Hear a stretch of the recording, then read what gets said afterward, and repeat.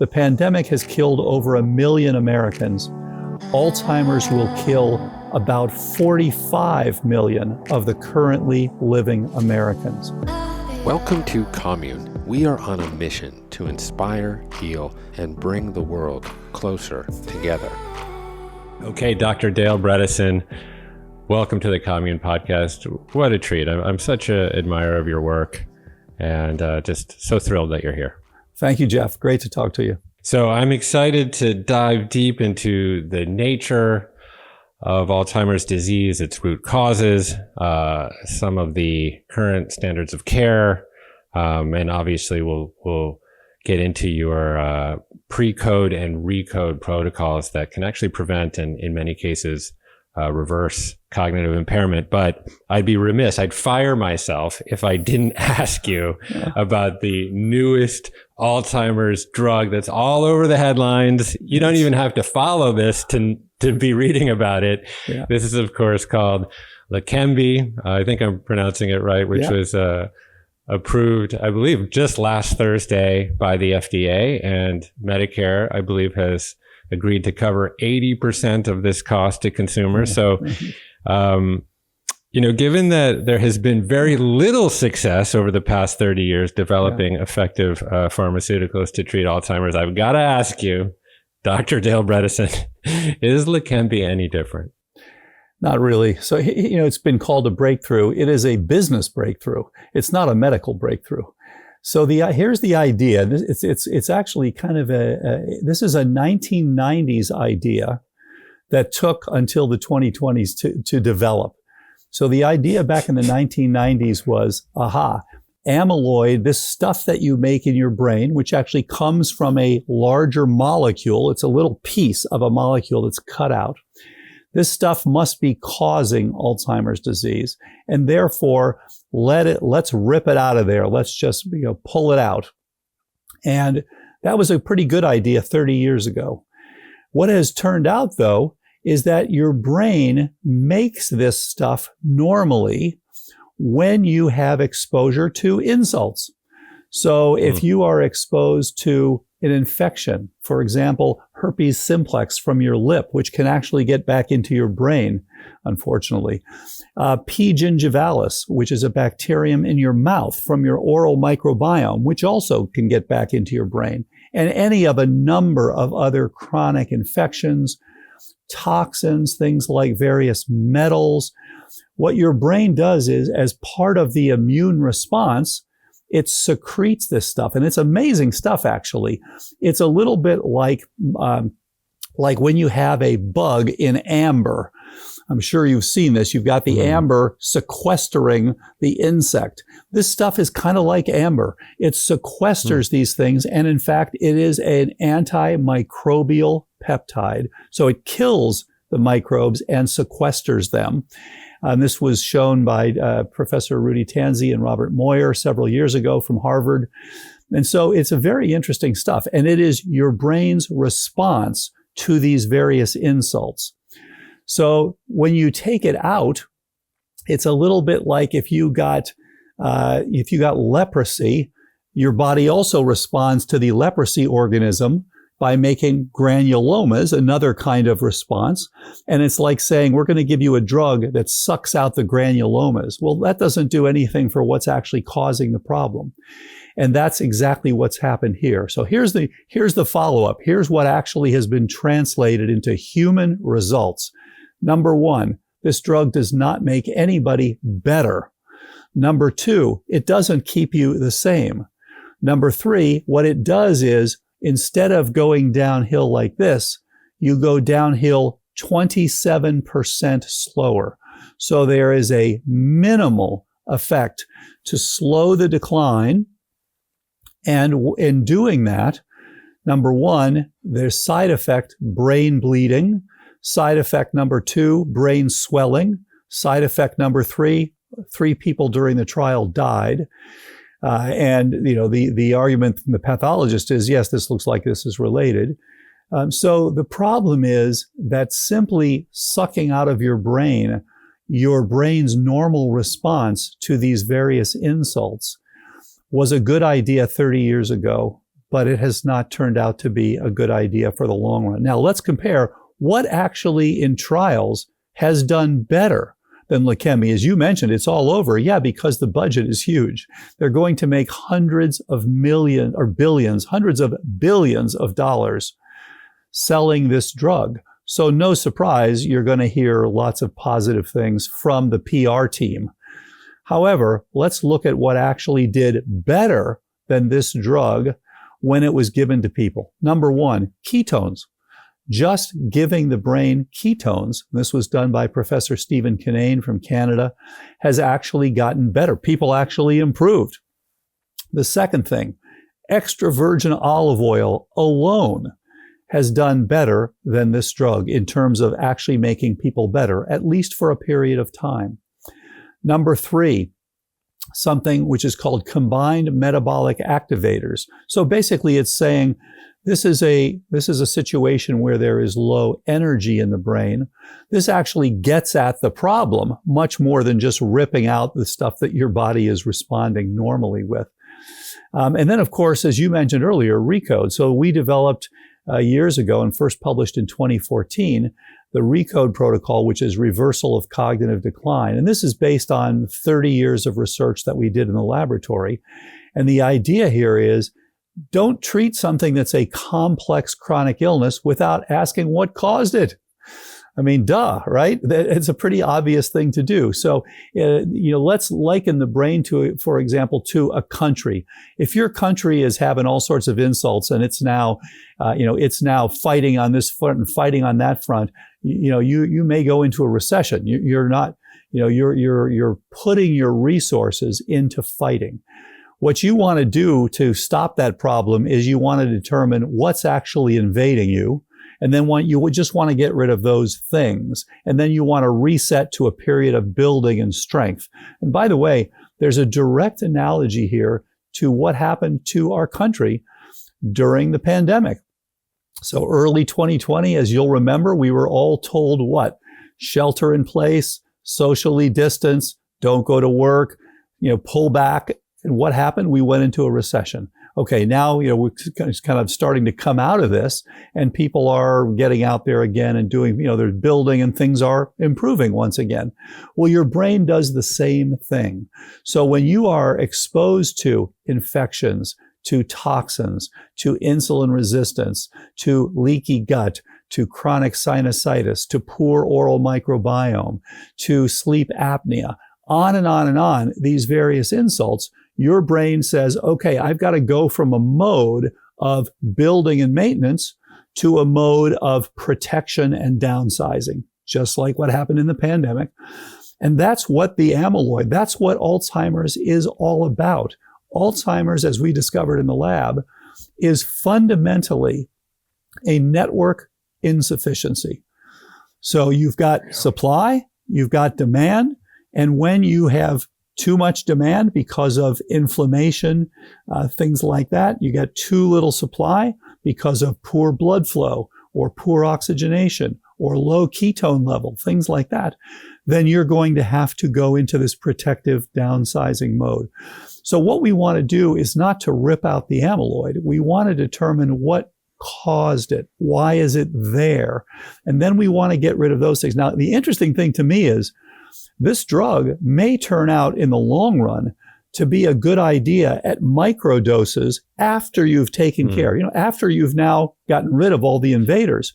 I would love to now use very small doses and slowly help move out. And by the way, you can also do that with things like curcumin. You can slowly remove this amyloid. So there's a way to do it at the right time in the right place without all these problems, brain bleeding, et cetera. And one of the things this stuff does is actually to patch damage to blood vessels. So you can imagine ripping this stuff out. It's like ripping off a patch on your tire. It's not going to go well. So it's a misguided approach to treating this disease. And the reality is, Alzheimer's is now optional. Virtually nobody needs to get this if you simply get on active prevention or earliest treatment. So we recommend everybody 40 years of age or older, please get a cognoscopy, just like, we all get colonoscopies when we turn 50. And actually, my wife and I got his and hers colonoscopies on Valentine's Day just to get it over with. And that's very romantic. Very romantic. Just get it out of the way, so you don't have to worry about it. And so everyone should get a cognoscopy if they're 40 or older. And that's some basic things, some blood tests that your doctor's probably not going to do. Make sure you get those. It's a simple, free online cognitive assessment called CQ, which you can get online right now and get a free CQ test and see where you stand. And then if you've got symptoms, you also want to include an MRI. Yeah, fascinating. I also read that Leqembi seems to be contraindicated with people that have a presentation of the ApoE4 allele, which is, of course, the people that are most susceptible to getting Alzheimer's. So that is a head scratcher for me as well. And maybe you could just address that for the people that are not familiar with what kind of might load the gun from a kind of genetic predisposition perspective in relation to the APO4 allele. What is that, and to what degree is that a risk factor for the development of AD? This is such a fascinating story because it is a gene that appeared with the dawn of humans, so the hominids really. So 5 to 7 million years ago, of course, the first hominids appeared from the simians. And the simians have a different ApoE. This is apolipoprotein E. It's a protein that carries around fats. So it's a little bit like your butcher. It's the guy that carries around the fat. And why would it be that this guy has anything to do with your cognition? And so we actually found in the lab a really interesting story that this stuff is also like your senator. It makes the laws of the land. So it actually your ApoE actually enters your cell, goes into your nucleus, and it changes 1,700 different genes. So it's literally reprogramming. Now, so this gene, ApoE, there are 3 different varieties that are the common ones, so-called alleles.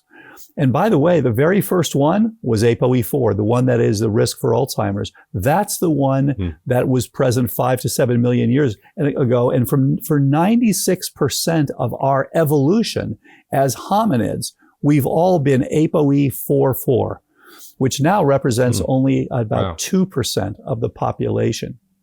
Then just 220,000 years ago, ApoE3 appeared, which is now the common one. So for example, I checked myself, I'm a 3-3, which is the most common. And then just 80,000 years ago, ApoE2 appeared. So here's the risk. There are about 100 different genes that confer some degree of risk or prevention in Alzheimer's. But the most common one is just what you said, ApoE4. And so 3/4 of our population is ApoE4 negative. Our risk is about 9% through our lifetime. Not 0, but not too high. 75 million Americans have a single copy. As you mentioned, that's very, very common, and it's often the association with Alzheimer's disease. And then their risk lifetime is about 30%. And then 2%, which is about 7 million Americans, have 2 copies, as you mentioned. These are the ones that are at high risk for Leqembi and shouldn't be taking it. Those people have a risk that's about 70%. In other words, most likely they will develop Alzheimer's. And it's been said in the past, don't bother to check because there's nothing you could do about it. Nothing could be further from the truth. Everybody should check. Just like you should know your cholesterol and know your blood pressure, you should know your ApoE status. Don't worry if you come up with 1 or 2 copies. Don't worry. You'll get on active prevention. You should not have a problem. There's a wonderful website that was actually started by an amazing lady who is a 4-4 herself and actually began to have symptoms in her late 40s. And her name is Julie G. And she started a website called apoe4.info. And they have over 7,000 people on that site, most of whom, by the way, are on some version of the protocol that we developed, and preventing their own decline and doing very well. And she actually went from 35th percentile on her testing when she was clearly having symptoms to 98th percentile. She's doing beautifully. And she's now over 11 years doing this and doing very, very well. So just amazing. In fact, wrote part of the second book that I wrote. We wanted to do a lot of practical information. So she is a daily user and wrote about her experiences. And also the third book, which is called The First Survivors of Alzheimer's. She is one of the 7 who wrote their stories. Just amazing stories. I dare anyone to read that book, read these stories of these amazing people who were told that they were going to die and then got better. And not have a tear in your eye, because these are amazing stories from these people. So that's the ApoE4 story, and it is an amazing one. What it's really telling us is, it tells us a little bit about what Alzheimer's really is. Again, as I mentioned, it's a network insufficiency. But when you get exposed to these various insults, there are people who respond. It's a little bit like, if you hear a sound at your door and you think there might be a burglar here, there are some people that'll just make sure the door's locked. There are some people who'll call the cops, and there are some people that'll get a shotgun and blast the person, even if it turns out to be a Girl Scout selling cookies. So the point is, if you have ApoE4, you are a hyper responder, right? So what's happening is you're very good. And in fact, Professor Tuck Finch from USC pointed out that ApoE4 helped us as hominids to come down out of the trees, to walk across the savannah, to puncture our feet, to fight with our brethren, to fight with our food. During this time, what happens? We get cuts and scrapes. We're getting infected. We're eating meat that's, of course, back then uncooked, full of microbes. So what helped us to go from simians to hominids was to have this brisk inflammatory response. Now, interestingly, as you know, that after we had this for millions of years, we now start evolving into creatures who have not quite as brisk of an immune response. And so if you're living in a third world country where you're exposed to all this stuff all the time, it actually helps you to be ApoE4 positive. But if you're living in a first world country, then having these overly brisk responses increases your risk for heart attacks, increases your risk for strokes. It reduces your longevity just slightly, but it increases your risk for Alzheimer's. So the good news is we can prevent all of those by recognizing that it's this brisk response that's actually hurting you. So again, it comes back to the fact that the amyloid of Alzheimer's is not there to give you Alzheimer's. It's there to give you a brisk inflammatory response to fight the various things that you're exposed to, from bad dentition to chronic sinusitis to Lyme disease to leaky gut to exposure to metals. What we really want to do is let's remove those exposures. Let's optimize your immune system and optimize your energetics. Those are the two big ones that give you risk for Alzheimer's: energetics and immune system. And you're going to do great. And your body will not have a problem then with having ApoE, whether it's a single copy or whether it's 2 copies. That is fascinating. So you just outlined a big swath of evolutionary biology, of certain mutations appearing in the human genome over very, very long periods of time. So I like to generally categorize evolution as very slow. Yeah. And as you mentioned, that, ApoE4 and the development of, or the production of beta amyloid in the brain is actually a protective, adaptive mechanism that is the product of evolutionary brilliance. Yes. But my guess would be that in the last 30, 40, 50 years, we've seen cresting rates of Alzheimer's disease. Is that a fair assumption? That is actually epidemiologically proven. So it's really interesting. When I was training, so I'm now 71. I'm an old guy. When I was training in neurology way back in the 80s and training in medicine way back in the 70s, we never saw people who were in their 40s or 50s who were getting Alzheimer's. We thought of it as a disease, late 60s, 70s, 80s, 90s, that sort of thing. Now, one of the most common things we see is a person often early 50s who is developing Alzheimer's disease. And at first I asked some of my colleagues, wait, what's going on here? What did we see this back? Am I forgetting something? And then a couple of fascinating papers came out from epidemiologists who showed that if you look at the Alzheimer's incidence, and then you look at 40s people, 50s, where you're seeing this dramatic increase is in the 40s and 50s, less increase in the 60s, 70s, and 80s. And then complementing that, people started looking at, well, when do these changes actually begin? We know you end up with dementia, but how far back can we trace this? And so they did beautiful longitudinal studies using PET scans and using spinal fluid. And what they found was kind of scary, that you begin these changes about 20 years before a diagnosis. Now, the great news for us is this means we can get at it, we can prevent it, we can reverse it early on. Please don't wait. And the latest thing that's happened here is there are now, for the first time, blood tests that you can do to see if you're headed in the wrong direction. Now, we talked about the ApoE4, but that's just your risk. I'm talking about actual changes in your synapses in your brain.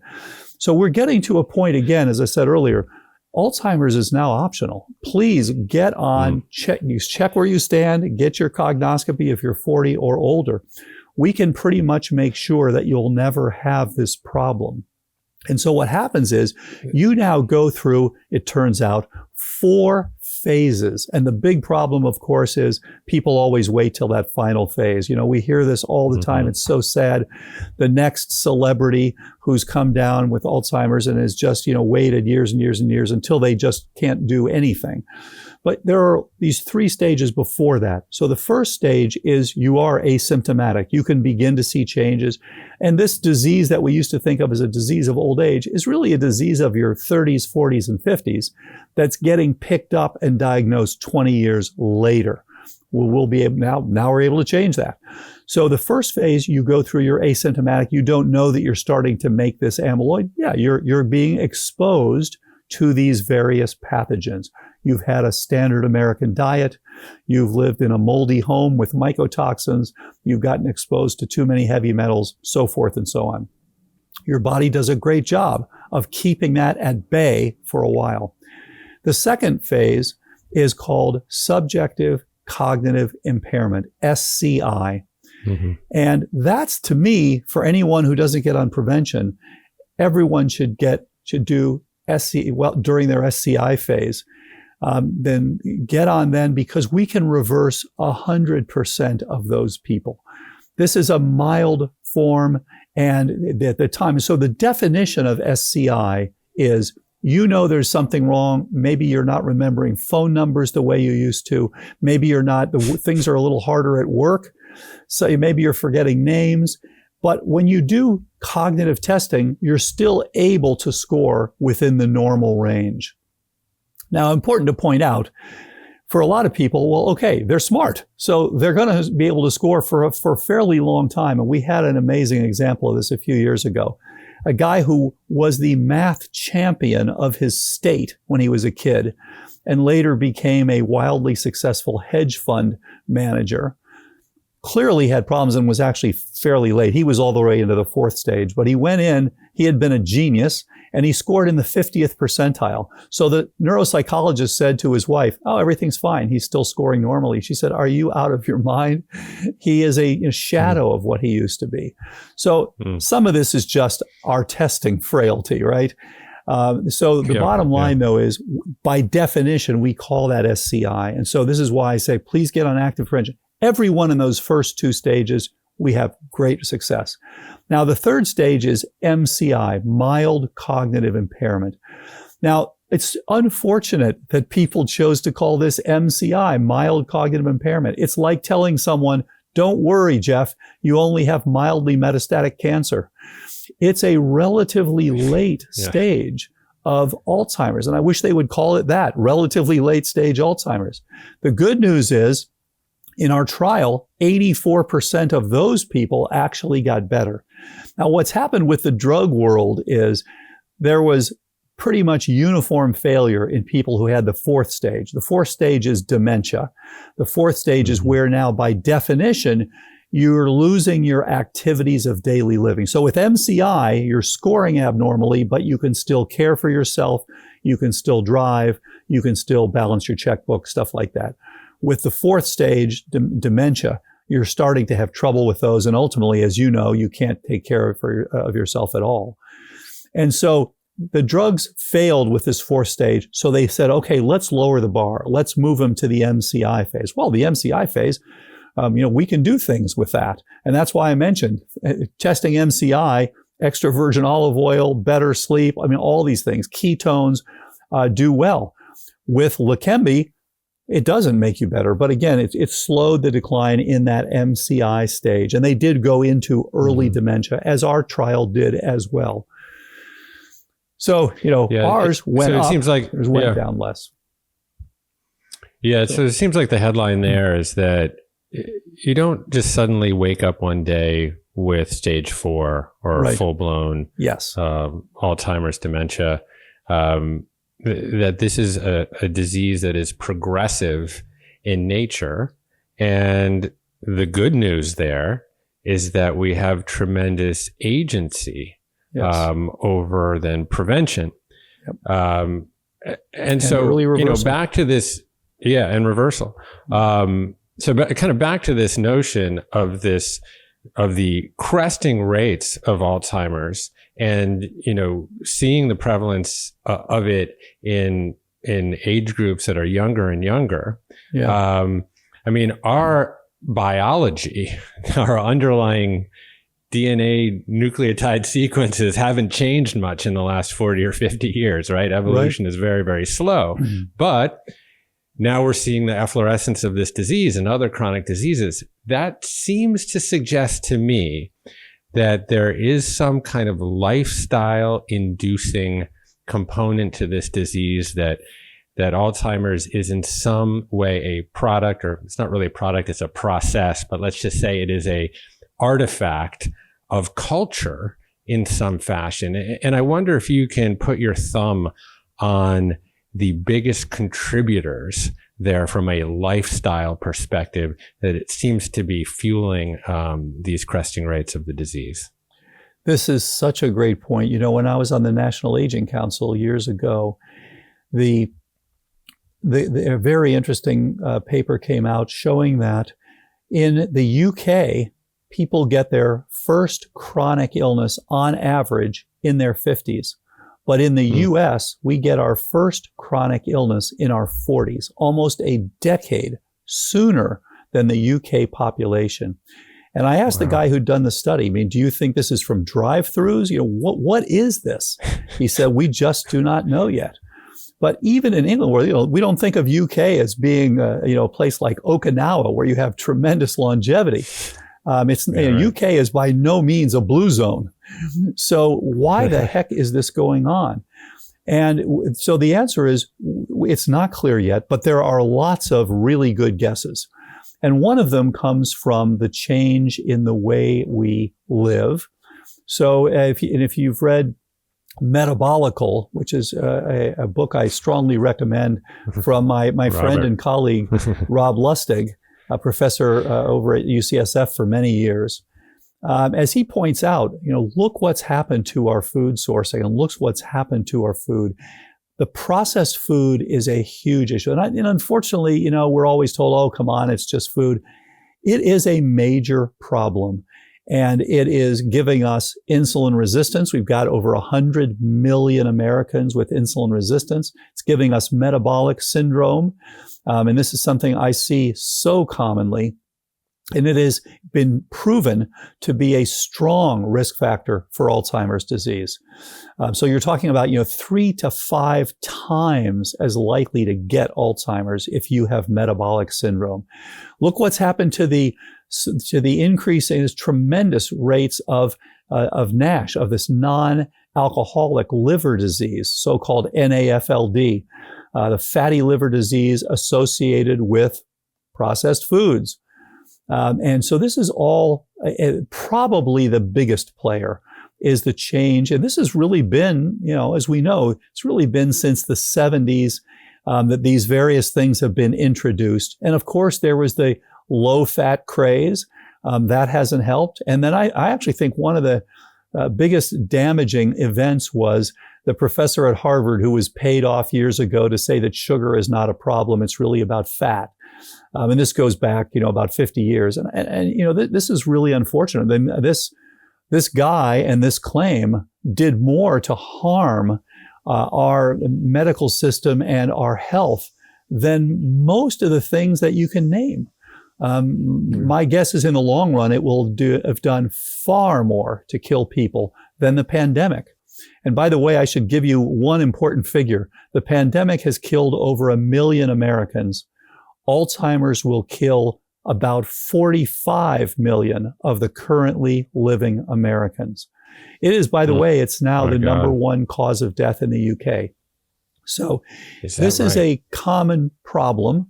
And I do believe that this idea that sugar was fine for you, and you just throw in it, you remember the book Salt, Sugar, and Fat. If you want to make your food more tasty and have more people buy it and make more billions of dollars, then you put in salt, sugar, or fat. And so, that has been a huge issue. And then I would add another thing that's very interesting, and you may have talked to Professor Rick Johnson from University of Colorado. So Rick has spent years working on the whole area of fructose metabolism and ultimately its link to uric acid, as Dave Perlmutter has written that nice book, Drop Acid, and it's linked to salt intake as well. And so Rick, David, and I published a paper recently along with several other people, but it's really based on Rick's beautiful research over the years. And what he showed is fascinating. That fructose, again, we go back to evolution. Fructose, it's coming to be fall. The fruit is everywhere. So people, basically hibernating species like bears would go out and eat, 200 pieces of fruit, massive fructose intakes. And again, it's fine to have some fruit. You don't want to just go crazy and take this fructose. So, okay, now you're going to get high fructose corn syrup in your Coke and you're going to kill your brain. So what fructose does is it signals to your body, it is time for winter to come. So that you've got to now reduce your energetic support so that you can store fat. That's the way to give yourself Alzheimer's disease. Because again, Alzheimer's is about, do you have enough energy and is your demand due to inflammation and toxins too high? Those are the two big players. So you want to give yourself Alzheimer's, take a bunch of fructose. You'll drop your energy. It drops about 15% or so. You'll start storing fat. Your adipokines will be inflammatory. So now you've done everything possible. And what he showed was really interesting, that if you just go down the list, like what does fructose do to your PET scan? What does Alzheimer's do to your PET scan? There's this beautiful concordance right down the list. Now, I don't believe that fructose is by any means, is the only cause, but I believe that it is a common contributor. So we've identified dozens of contributors, but they all have the same thing in common. They impact your energetics to your brain and or impacting the inflammatory status. Yeah, so interesting. I mean, Rick's book, I believe the title is Nature Wants Us to Be Fat. Yep. And what I think this points to, when he's talking about evolution really when he's talking about nature in this particular case. And what he's really pointing to is that we used to live with balance between abundance and scarcity. Yeah. So the body's ability to store triglycerides as energy storage was actually an adaptive advantage, because the body knew that winter was coming and that scarcity would be here and we would need these energy reserves. Yeah. But the problem, once again, is that culture has hijacked evolution and we don't experience any scarcity anymore, at least in most of the world. I'm not trying to say that there's no food scarcity everywhere. But in most of the Western world, what we have is a problem of overnutrition. So we just keep storing fat and keep storing. And then, of course, we build up excess adipose tissue. And as you say, these adipokines are highly inflammatory. And that can lead to all sorts of these, downstream diagnoses around chronic disease. Right. And isn't this interesting that we are dying very commonly with Alzheimer's disease, which is an insufficiency due to excess, which is the paradox. Yes. So we've got this, we're taking this in over the years, but we're damaging the blood flow to our brains. And so, and we're getting too much inflammation. So we're dying of an insufficiency that is born of excess. Yeah. One thing that you do that I found super interesting, and I'd love if you could clarify it for me, is that it seems like Alzheimer's is a disease diagnosis that gets sort of thrust over a representation of symptoms. But there seems to also be a variety of different etiologies that can lead to Alzheimer's. So, you mentioned inflammation. There also seems to be a root cause related to glucose metabolism dysfunction. So, and insulin resistance. And then you also, of course, mentioned toxins. So, I wonder, maybe you could specifically talk about what's happening from a metabolic dysfunction perspective, like with our neurons in our hippocampus, for example, that become insulin resistant. What's going on there as it relates to Alzheimer's? Yeah, it's a great point. So there are many ways, as you just indicated, to get to this phenomenon where your supply is being exceeded by your demand, where your energy is too low, and or your demand is too high, your inflammation, toxins, and things like that too high. And so, yes, you're essentially, as you get, so let's look at, take a neuron, take a cell, and let's stick a receptor in there. So you have, here's your insulin receptor, and it's seeing insulin. Now you're going to take all this, heavy, simple carbs, you're going to ramp up, and now you've suddenly flooded the system with these things that are toxic. And, that's the problem. Glucose and fructose are actually toxic to you. And so it's a little bit like running your nuclear submarine. Great for energy. You got to be careful. You get radiation, you're going to die. And unfortunately, sugar gives you some radiation there. So what you glycate, as you glycate your protein. So what happens? You push out this insulin, and we see people, your insulin should typically be about 4.5, 5, in that range. And maybe if you're in good shape, it may even be 2 or 3. While your hemoglobin A1C is sitting down at 4.8 or 4.9, that's, good glycemic control. But for many of us, this has been pushed out. So now we see people with fasting insulins of 20 and 30, and even higher. It's amazing. So what happens now? A couple things all happen at once. Number one, this insulin, when you signal through the insulin receptor, and by the way, it doubles as a trophic factor for these neurons. So it comes back to what you were saying. And downstream from this, there is a molecule. When you go inside the cell, you're now converting the signal through a molecule called IRS1. And so this is an insulin receptor signaling molecule. This thing can be adjusted. So you can turn up. It's just like you turn up and down your volume. If I'm speaking too loud, you can turn down your volume. If I'm speaking too soft, you can turn it up. So this thing gets phosphorylated. Now, when things are good, you're signaling normally, it gets phosphorylated at tyrosine residues, and it's giving the thing, okay, live, things are good, signal. When it's overwhelmed, it says, oh my God, I got to put on headphones. I got to keep this down. I got to turn down the volume. And it is then phosphorylated at serine and threonine. And what's been shown is that this serine threonine phosphorylation is high in the brains of people with Alzheimer's disease. So you've had this insulin resistance. So it's literally, you've turned this down. Now, what happens, if you now are chronically wearing earmuffs, and now instead of your 14-year-old son who's banging on the drums all the time, your wife comes home and puts on just a normal Brahms lullaby. You don't hear it. You do not respond. And when we used to grow neurons in a petri dish in the lab, you always have to include insulin because to keep them surviving. So now you're turning down a signal that's critical. And by the way, there's another interesting phenomenon that contributes to this. Once you've made all this insulin, you don't want to get hypoglycemic, right? So now you've got to break down the insulin. And there are several mechanisms to do that. But one of them is called IDE, insulin degrading enzyme. Well, guess what IDE also does? It degrades amyloid.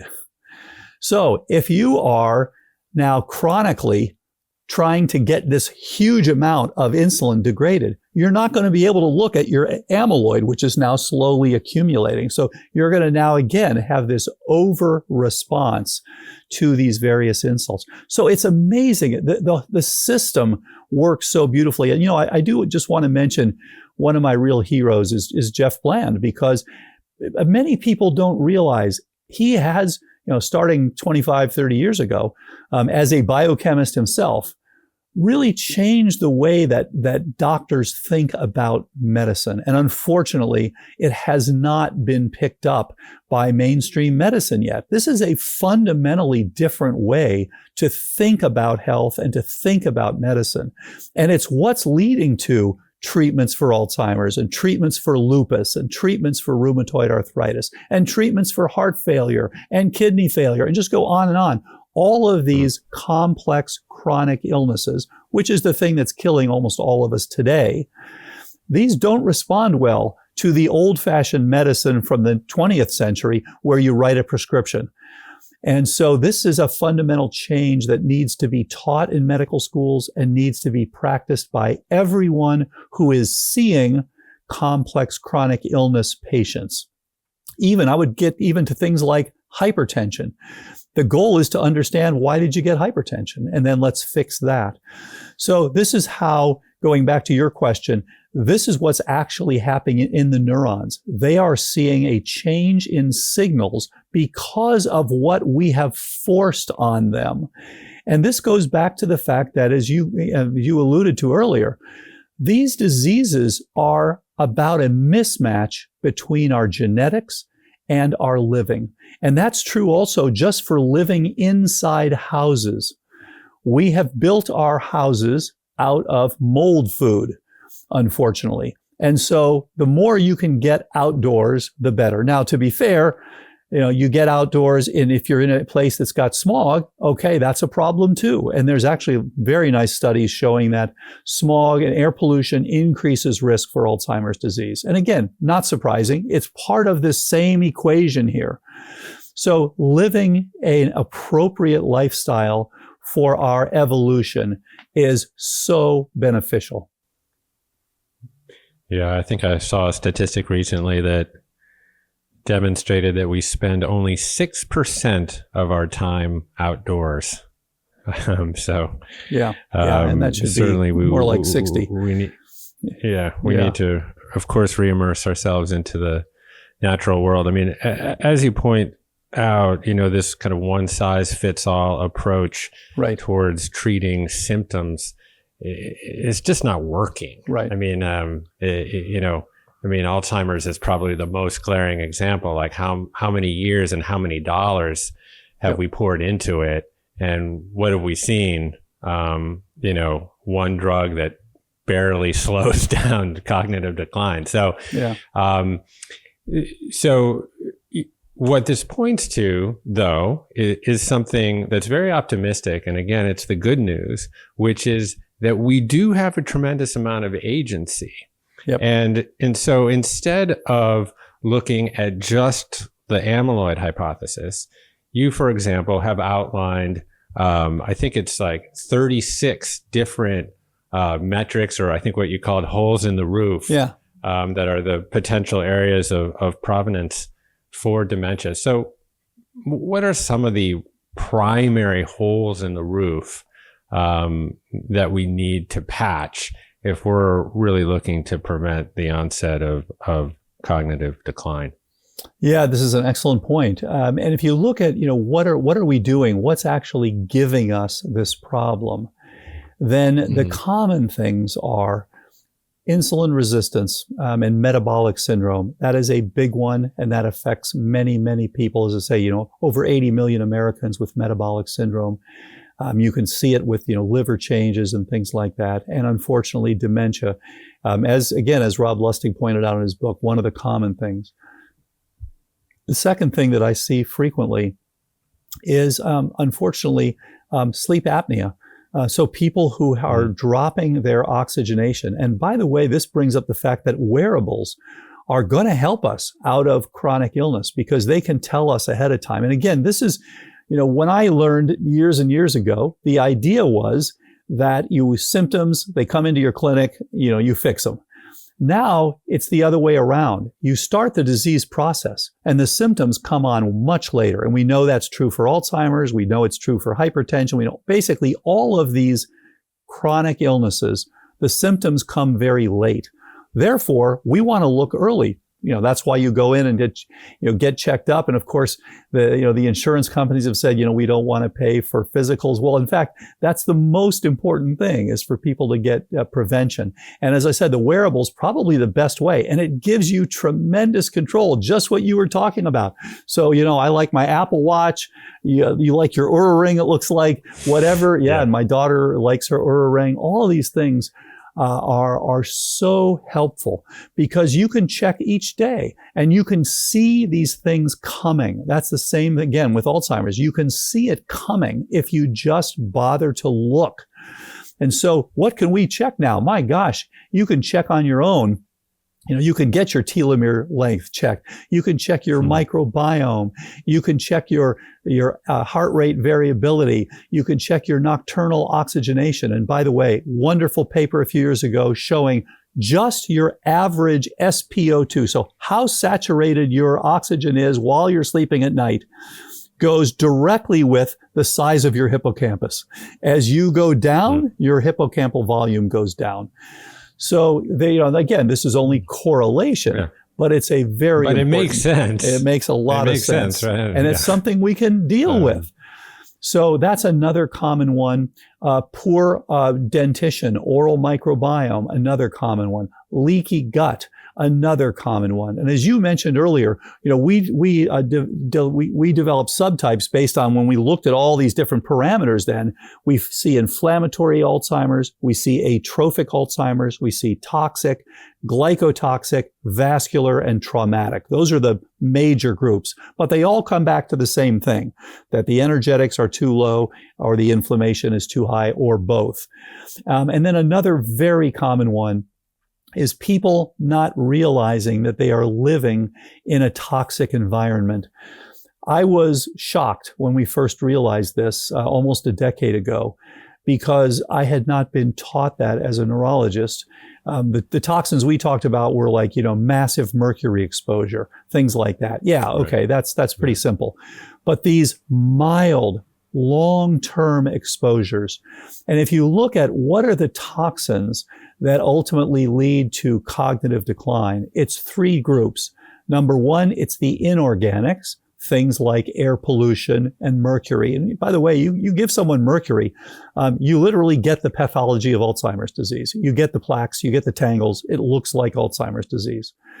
Number two, organics. And these are glyphosate, toluene, benzene, things like that, formaldehyde, stuff like that.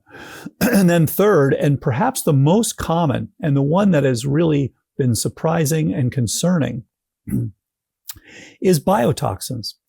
And so what happens, again, we live in homes that are often food for mold. If you've got water intrusion, as Dr. Richie Shoemaker taught us all over a decade ago, this is important. And in fact, what happens is these toxins and their associated spores and things like that, he showed definitely over a dozen different inflammagens. These are constantly triggering your innate immune system. Well, there we go. We're right back to anything that's a constant trigger of your innate immune system. Now, what confuses people is you'll often have two spouses living in a home, and one will develop Alzheimer's and the other one won't, but they'll both have exposure. And you can even find the toxins in their urine. So yes, some people handle it better than others. But unfortunately, when you've got this hyper response to these things, then you develop, unfortunately, you develop cognitive decline over time. You are, again, now you're triggering your brain to say, I'm being invaded, go into a protective downsizing mode. So I would, again, recommend to everyone, please check your home and also check your urine to see if you have mycotoxins in your urine. That's another common one. And then again, our diet is probably the biggest one of all, and along with exercise. And so we break this down into 7 core things, 7 basic things that you can do about this. And that is diet, exercise, sleep, stress, brain training, detox, and some targeted supplements. If everyone were to do those basics, the vast majority of people would never have to worry about Alzheimer's. Now, what would happen is a few people would slip through the cracks. Okay, great. Come in early. Now we're going to do more extensive testing. And now we're going to make sure that you don't develop dementia as well. But that sort of multi-tiered approach is the future to me. And we're actually now in discussions with groups that provide healthcare to many people to see, can we really dial this down? It's sad to me that business and financial considerations have gotten in the way of doing the right thing to reduce the global burden of dementia. If everybody would get on these simple things at the beginning, we could really reduce the overall prevalence. But the problem is you get the insurance companies saying, well, we're not going to pay for someone 30 years from now. We're paying for someone today. We only care what happens to them while they're on our plan. And then, of course, you've got other people saying, well, we're going to make hundreds of billions of dollars from this drug. And even though it doesn't perform very well, we're going to push and push and push until we can get it approved.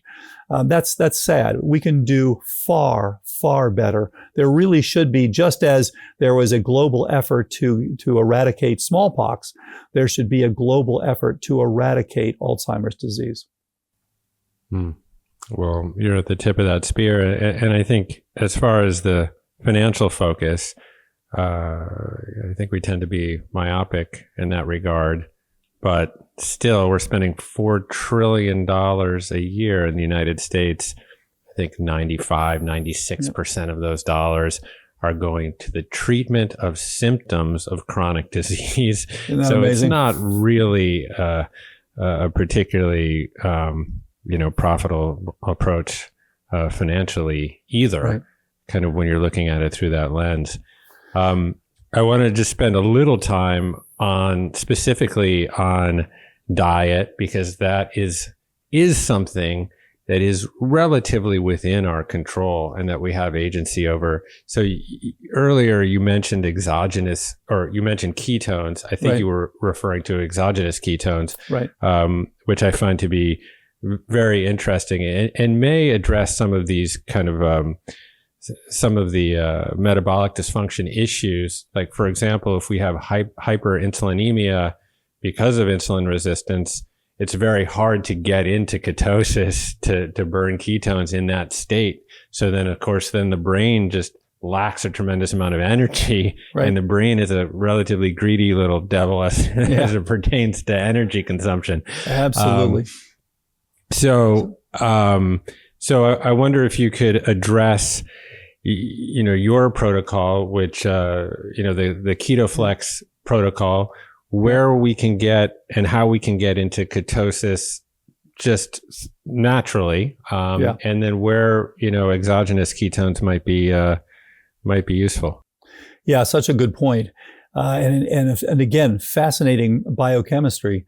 So, and I want to thank the Nutrition for Longevity. This is a group that was founded by Walter Longo for essentially doing things that are good for you, for your longevity, for your cardiovascular health, for cancer, and now for Alzheimer's, with different diets. And so they have now worked with us to come up with a KetoFLEX 12-3, which is what we call this, which is an optimal diet for your synapses. And you can now get this directly.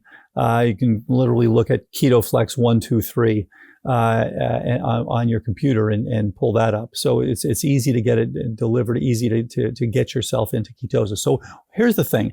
Your brain, as you indicated, you've got to have one of two energy sources. And in a perfect world, you're going back and forth and you're using both these. One is glucose, one is ketones. The people that I see who are having problem with cognition have lost both. So when I see someone with cognitive decline, this is an energetic emergency. They are literally hitting on one or two cylinders. They've not got the energetics that they need. And the reason for that is they've developed the insulin resistance that I mentioned earlier. And by the way, this is what PET scans show. If the signature of Alzheimer's and pre-Alzheimer's on a PET scan is reduced glucose utilization in the temporal lobe and the parietal lobe. There it is. You can actually see it on a scan. And so you've lost that metabolically because you have been flooding the system with fructose or with high amounts of simple carbs.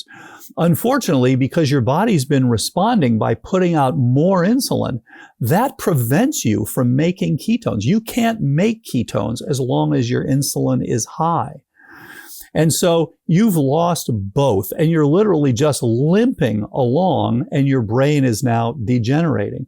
So in a perfect world, yes, you would restore insulin sensitivity and you'd restore the ability to make ketones. But because this is an emergency, I always recommend to people, just give some exogenous ketones. After a couple of months, you can get into endogenous ketosis, and that's even better. But for a lot of people, they are frail. They don't have the fat to burn, or they don't have the time to wait. Get them some energy first. And then what we'll do is we'll get you to be insulin sensitive. We're going to have to put you on a low carb diet. So what we use, which is called KetoFLEX 12/3, is plant rich. It doesn't have to be all plants. Have some wild caught fish, hopefully low mercury fish, just like the smash fish. Have some grass-fed beef, have some pastured chicken, great. But it's going to be plant rich, mildly ketogenic. So you're going to have high phytonutrients. You're going to have high fiber. And people underestimate how important prebiotic fiber is. The stuff, it improves your glycemic response. It improves your lipid profile. It helps you detox. I mean, it's amazing how, of course, it feeds your gut microbiome. It's amazing how important that is. And then you want to have 12 to 16 hours of fasting between finishing your dinner, starting your breakfast or brunch, which is why we call it KetoFLEX 12/3. The 3 is for 3 hours before you go to bed. You don't want to be eating either, because you don't want to be pushing your insulin high while you're sleeping. So KetoFLEX 12/3 is the approach that has worked best for people who have cognitive decline. Now, some people argue, well, just do a Mediterranean diet. Well, yeah, that can help, but that doesn't get you to be metabolically flexible as well. And it doesn't get you into that ketosis. We want you to be able to do both. We want you to bring back your ability to use glucose and bring back your ability to make and use ketones. But again, if you're frail, just take some exogenous ketones. It's fine, because one way or another, you need to support the energetics of your brain. The other thing, of course, that the diet does, it's anti-inflammatory. So you're now also dealing with the other half of the equation. You're bringing down that inflammation. Now, to be fair, over time, you need to know what was causing the inflammation. If it's because you've got Lyme disease, you want to treat that. If it's because you've got some other pathogen, you want to treat that. If it's leaky gut, you want to treat that as well.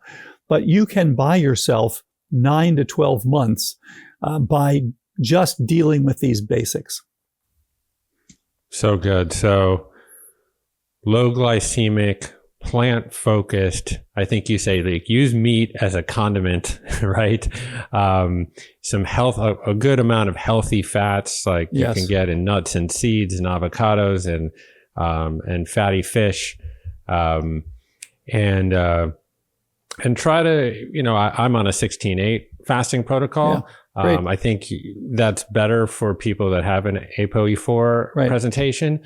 But at least 12 hours, and really, it's not that huge of a sacrifice. You finish, eating dinner around 7:30, like you say, take 3 hours. If your bedtime's 10:30, you don't, even if you eat at 7:30 the next morning, that's not a huge sacrifice. It's not that difficult to get into that kind of routine. Yeah. But I think this is really, really important. I mean, what you outline is really first understanding the source of the insult, getting at that, changing your protocols to address that, then removing and addressing plaques and addressing amyloid. So I wonder, once you've been able to assess where the source of the problem is, and then you go into that process of actually of removing amyloid, what is the best? Does that happen as a natural result of adopting the protocols, or is that where there are some therapeutics that come into play? Yeah, so that is part of the protocol, but you have to think about this in different stages. So to begin with, you want to remove the source. What is driving this to begin with? And it's multiple things. It's your lifestyle, and it's your sleep, and it's your stress levels. And by the way, what does stress do? It acts very much like saturated fat. It puts your immune system on high alert. So you want to bring that down as well. It's actually quite an important part of this overall. Once you've gotten that to be improved, you want to optimize things, and then you want to build back what's been lost. It's a little bit like, if you've had a heart attack and you've got clogged vessels, you want to get rid of that clog, but then you also want to strengthen your cardiovascular musculature. So we want to build back the synapses that have been lost, and that involves trophic support, things like brain-derived neurotrophic factor and appropriate hormones when needed, and appropriate nutrition. So these things are all critical. And again, the armamentarium, has gotten bigger and bigger. There are things like intranasal trophic factors and peptides that can actually be, useful, used in the appropriate way at the appropriate time. So over time, what happens is you can slowly remove that amyloid, but you have to remember the amyloid gets stored in these plaques. The plaques themselves are not major problems. They simply indicate you've been making amyloid. So it's a good biomarker, but the plaques aren't the problem. The problem is the stuff that's when the plaques say, okay, there's a problem now, I'm going to send out. It's just like soldiers in a fort. As long as they're in the fort, they're not going to be killing people. Now, when you've got an invading organism, you open the doors and out come the soldiers and they start shooting and bombing and all that sort of stuff. So it's those oligomers. These are the small groups of the amyloid molecules. They're the ones that kill the bacteria, but also, unfortunately, cause damage to the synapses, cause you now to pull back. And you can follow this beautiful biochemistry. They cause your tau to be phosphorylated. Your tau is a molecule that sits on the microtubules and stabilizes them. So now you've got the ability to make and store new connections.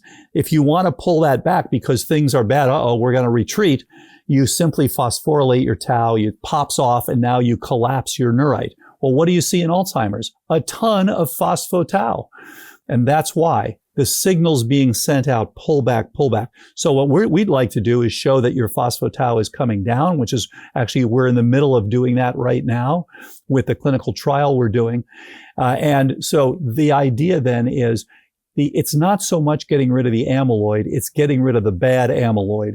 And there are things you can do. Curcumin is a good way to do that. It has an anti-inflammatory effect, of course, but it also binds both to the amyloid and the tau, helps you to remove it. So that's a good way to go. Ashwagandha turns out to be helpful. Now, these things are slow removals over time. The most important thing is don't keep building it up. Don't keep exposing yourself to the stuff that's going to be, and slowly over time, it should improve. The idea of ripping it out, quickly and doing that as a monotherapy, it just makes absolutely no sense if you understand what this disease is. And so I believe that in the long run, what we'll be doing is using those drugs to begin with in microdoses, just to slowly remove this stuff over time. Mm-hmm. Yeah, it's interesting. I was brought up with this notion that after age 25, your brain was sort of in this slow limp of a decline, that you basically couldn't build any more connections or neurons, et cetera. Obviously, with the emerging fields of neuroplasticity, much of that old paradigm has been upended. Though, fair enough, your brain's probably a little more plastic when you're younger. Sure. But there are things that we can do not to only maintain neural function, but actually to grow new neurons, neurogenesis. And I wonder if you could address briefly exercise and perhaps even sauna, because that's a big hot topic these days as a kind of exercise mimicking technique. And their roles in activating BDNF and et cetera. Are those protocols that you would recommend for maintaining good neural function? Absolutely. In fact, we use both of those. And I would say that they are complementary, because the sauna is going to give you the sweating. I mean, that's the common theme. They're going to give you the sweating and it's going to help you detox, but it's not going to help your insulin resistance, for example.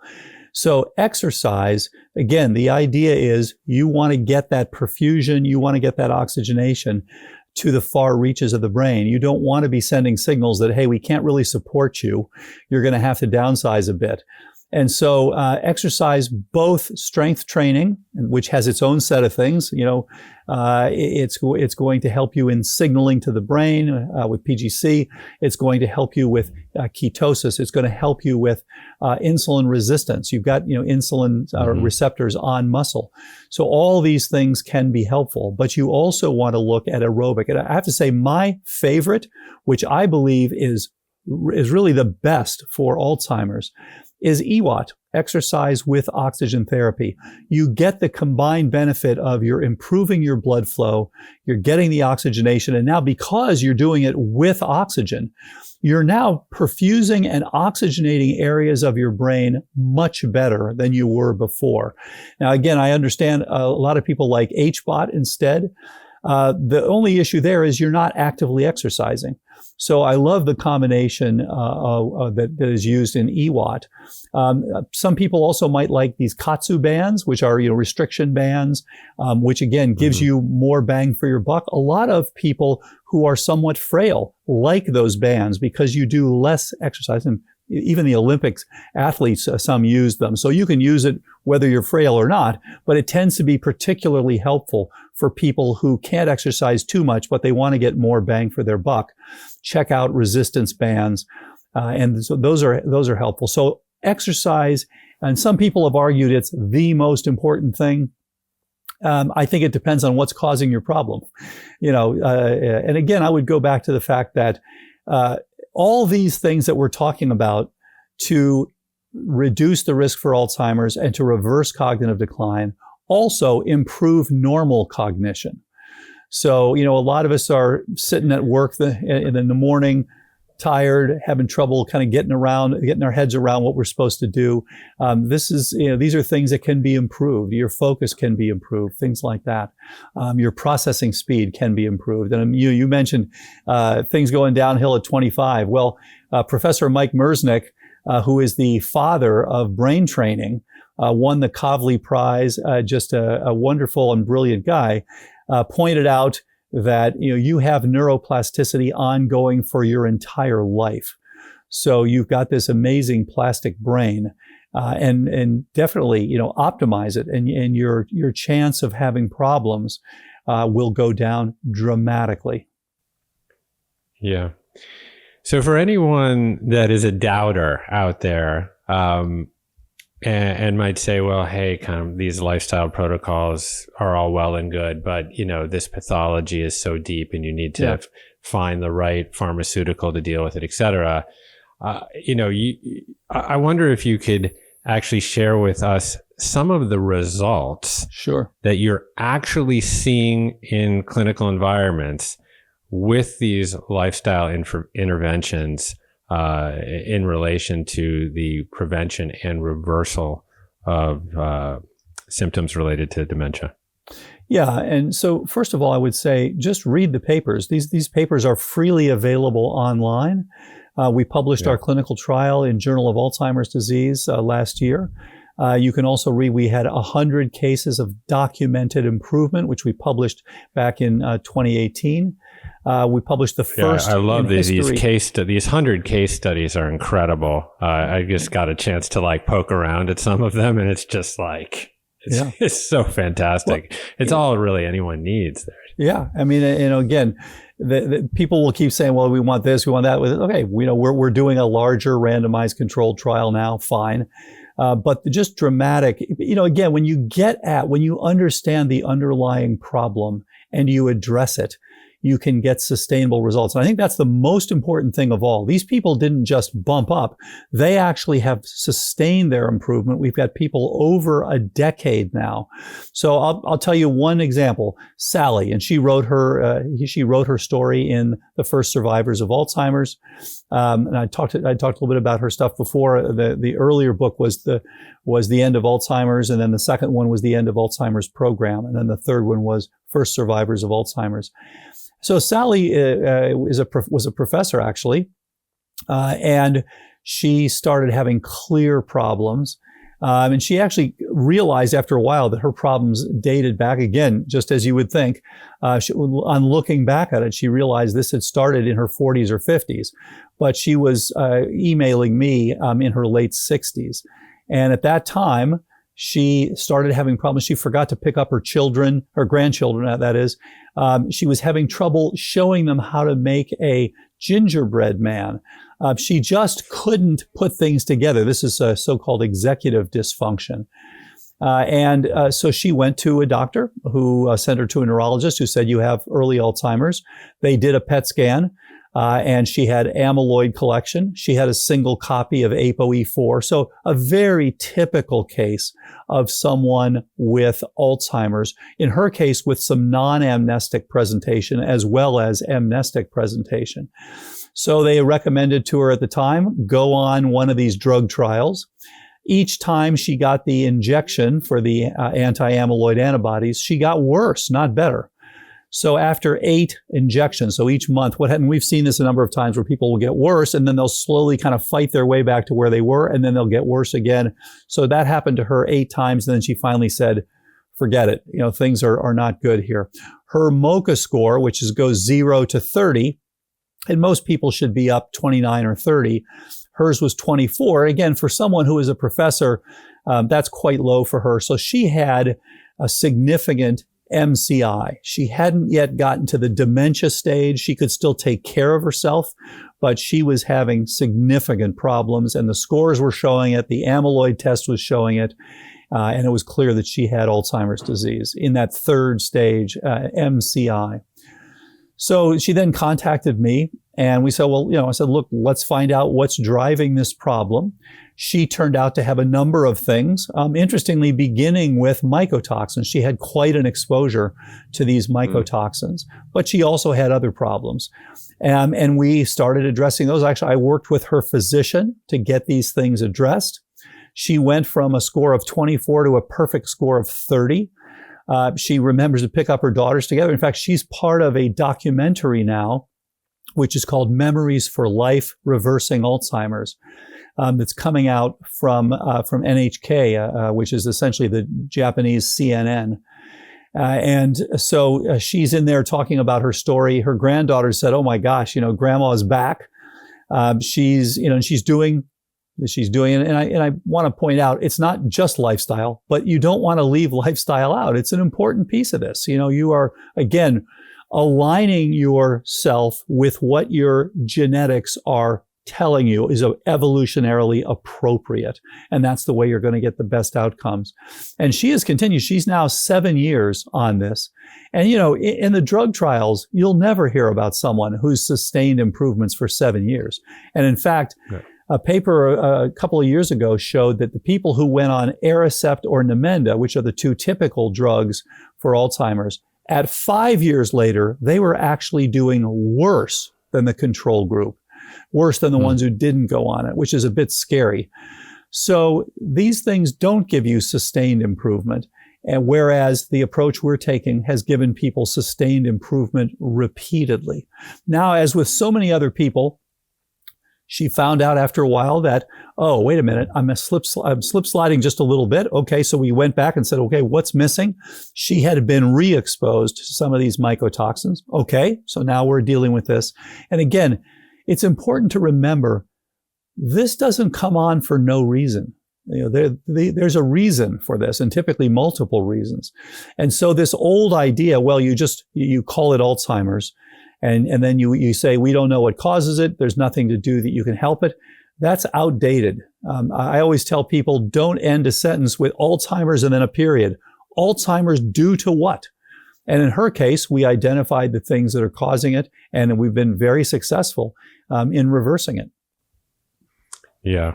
Well, this is the future of medicine, and really the future is now.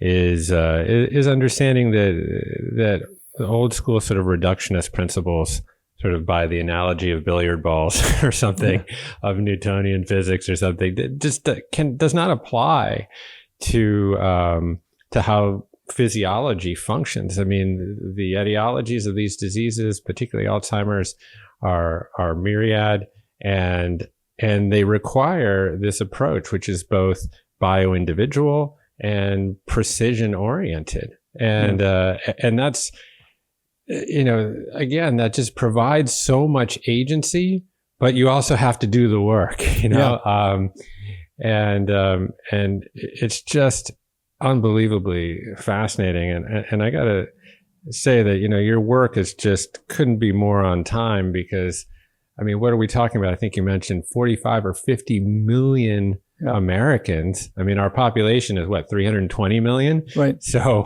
we're talking about 50 million Americans, 1 in every 6 or 7, right, that are going to have this diagnosis.